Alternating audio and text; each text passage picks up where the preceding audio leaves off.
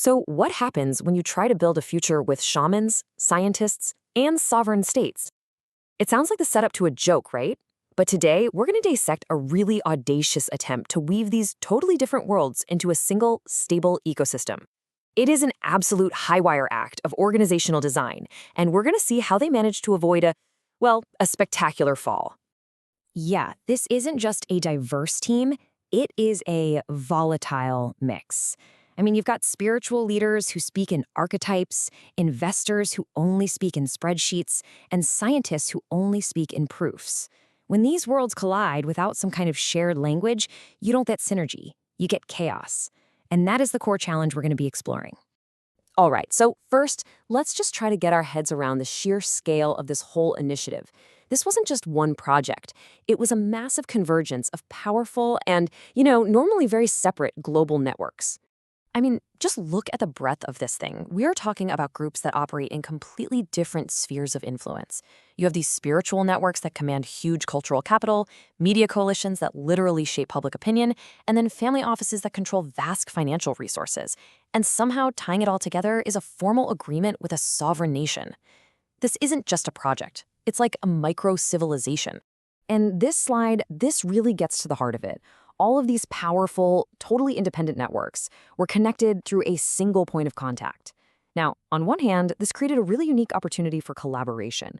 But on the other, it also created a massive single point of failure. The whole ecosystem was basically dependent on the trust and relationships of just one person. And that fragility, that's where the warning bells really start to ring. A vision this huge, held together by personal trust alone, is just inherently unstable. Let's dig into why. Let's get real for a second. How does a spiritual lineage, a group that values tradition and consensus, make decisions with a tech company that values speed and disruption above all else? How does a family office, which is focused on long-term wealth preservation, align its money with a research institute focused on just open-ended exploration? You see, without a clear framework, these differences in culture and incentives are, they're a recipe for disaster. This quote just perfectly captures the two ways this could go wrong. On one hand, the whole project could dissolve into just quantum vibes. A bunch of inspiring conversations and spiritual retreats that produce absolutely nothing tangible. Or, on the other hand, it could spiral down into a brutal turf war, with every group just fighting for its own interests. The challenge was finding a third way. So the crucial point is this necessary evolution.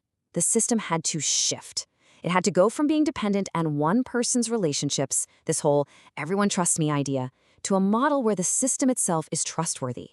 Why? Because everyone understands the structure. See, personal trust is fragile. It can break. Structural integrity, though, that's stable. So, how do you tame all this chaos? The answer, it turns out, lies in architecture. This is the moment where the project pivots from this grand, unwieldy vision to a disciplined, structured plan.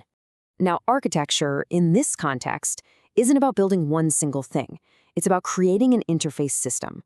And the key idea here is clear firewalls. It's about creating separate, protected containers for groups with different goals, different languages, and different risk profiles, so they can all interact safely without clashing. And this is where the genius of the architecture really becomes clear. All that complexity gets distilled down into three simple, intuitive categories. First, you've got the engine, the core infrastructure that provides the secure computing power. Then you have the vehicles, the applications that actually use that power to solve real-world problems. And finally, you have the map, the research that guides the whole thing and makes sure it's credible. This slide shows a really crucial shift in mindset. Instead of being the human bridge in the middle of everything, a role that's just not limited and unsustainable, the goal is to become a protocol layer. You see, you're not the hero of the story. You're the architect of the system that allows other heroes to emerge. Okay, but in architecture this grand is still just a theory until it actually touches the real world. And that's where the Anchor project comes in.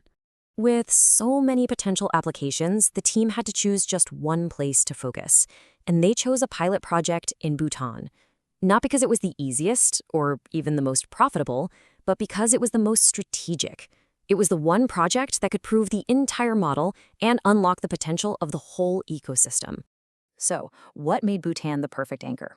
Well, first off, it provided a real-world testbed. This wasn't some simulation, it was a live deployment in a sovereign nation. Second, the project had a really clear, measurable outcome, using quantum computing to make Bhutan's hydropower more efficient. Third, it just fit perfectly with Bhutan's global reputation for environmental stewardship and, gross national happiness. And finally, it connected all the dots between cutting-edge tech, clean energy, and responsible governance. It was the perfect microcosm of the entire vision. And this brings us to the ultimate lesson of this entire endeavor. At a certain scale, it's not about having a bigger vision.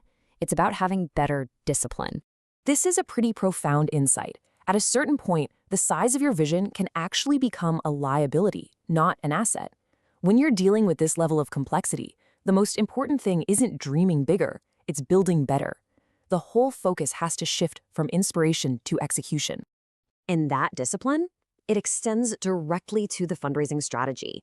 Instead of one giant, confusing ask for money, the capital is structured into these clean layers based on risk. The low-risk education work, that gets funded by foundations. The moderate-risk infrastructure is backed by strategic sovereign capital. And the high-risk frontier research is supported by think tanks. So every investor knows exactly what they are funding and why. Ultimately, this is the psychological power of architecture. Structure isn't boring. It's a tool for managing fear. When you make a really complex system legible, easy to understand, you make it feel safe. And when your partners, your investors, and governments feel safe, they're willing to engage, to invest, and to build right alongside you. Okay, let's bring this all together. I want you to imagine you're in a room with a major investor. You've got 30 seconds to explain this entire complex ecosystem. After seeing how the vision was refined into this clear, disciplined structure, what would you say? What is the one sentence that captures the essence of this project and makes it investable? And really, that's the ultimate takeaway here. For any ambitious project, whether it's in technology or social change or even just in your own life, you have to ask yourself, what is my Bhutan? What is the one concrete, real-world project that will prove my vision and make it absolutely undeniable? Because without that anchor, even the grandest dreams will eventually just drift away.